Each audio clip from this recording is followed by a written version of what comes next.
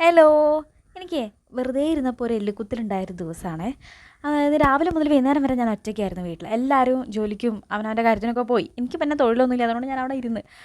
അപ്പോൾ അനിയൻ ജോലിക്ക് പോയി വന്ന് വൈകുന്നേരം കയറിയില്ല. അപ്പം തന്നെ ഞാൻ അവനെ വിളിച്ച് കൊണ്ടുപോയതാണ് പുറത്ത്. എനിക്കൊന്ന് റൈഡിന് പോകണം എന്നാണ് ഞങ്ങൾ പോയത്. ഞങ്ങൾ നേരെ കോഴിക്കോട് ബീച്ചിലേക്കാണ് പോയത്.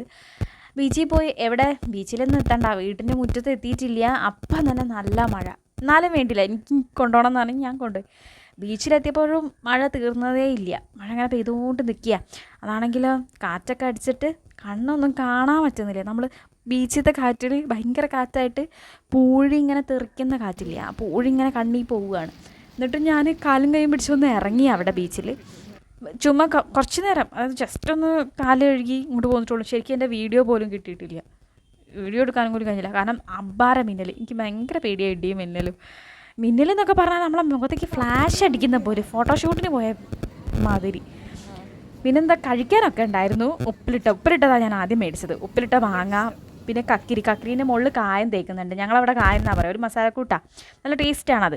പിന്നെ കട്ട് ഫ്രൂട്ട്സ്, ഇത്രയും വാങ്ങി നമ്മൾ നേരെ വരുന്ന സമയത്ത് ഒരു പാലട പായസം കണ്ടിരുന്നു. അപ്പോൾ അവിടുന്ന് പായസം വാങ്ങി. കാരണം ഇന്നലെ നമ്മൾ കോഴിക്കോട് തളീൻ്റെ അവിടെ പോയിട്ട് ബോളി വാങ്ങിക്കൊണ്ടു വന്നു. അപ്പോൾ അതിനും കൂട്ടി കഴിക്കാനാണ്. അവിടെ പായസം ഇല്ലായിരുന്നു, തീർന്നു പോയി.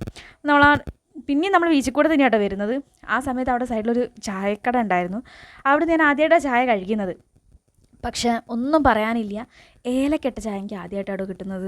നല്ല ടേസ്റ്റ് നല്ല ടേസ്റ്റ്. ആ മഴയും ആംബിയൻസൊക്കെ കൂടി ഭയങ്കര ടേസ്റ്റായിരുന്നു. പിന്നെ ഞങ്ങൾ ഷോട്ട് എടുത്തിട്ടാണ് ഫുള്ള് പോയത്. അതാണ് ഈ ഇരുട്ട്. അതിൻ്റെ ഇടയിലുണ്ട് വലിയൊരു ലോറി പെട്ടെന്ന് വന്നത് ആ വളവിൻ്റെ അവിടെ നിന്ന്. ആ ഫ്ലാഷിൽ നിന്ന് ഞാൻ അങ്ങനെ ചുമ്മാ വീഡിയോ എടുക്കാൻ നോക്കിയാൽ കിട്ടിയില്ല. ആ ഫ്ലാഷിൽ നിന്ന് കിട്ടിയതാണ് അത്. പിന്നെ ഞാൻ പറഞ്ഞില്ല ഇന്നലത്തെ ബോളിയും പായസമൊക്കെ കൂടി വീട്ടിൽ